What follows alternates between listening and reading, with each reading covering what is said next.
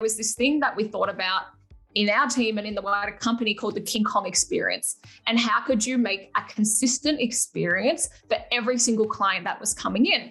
So I took a lot of what I knew from sales and thought, well, you're always selling. I had to sell myself in that initial kickoff call, or my team in that initial kickoff call, so people had our trust. Because what happens is after the sales team is on a pedestal. It's like, oh, well, the guy told me this. And I'm like, far out. Okay.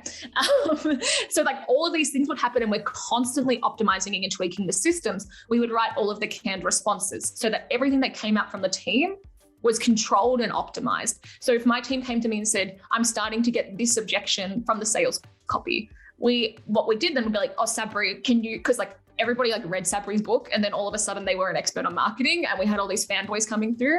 We're like, okay, Sabri, I need you to record a video about copy that we can send to clients with their copy to stop that objection. And so in terms of like the systems and the processes, all we thought about was creating the minimum viable and then constantly reiterating with the friction points. And by the end of it, we had this absolutely beautiful, seamless system that took a client and within 4 to 6 weeks had this high converting funnel spat out for the traffic team to start sending traffic to.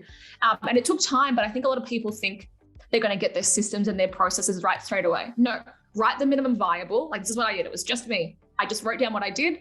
Then somebody tests it out. I find the holes. I fix it. The next person comes in. There's friction from a client. We test it. We iterate.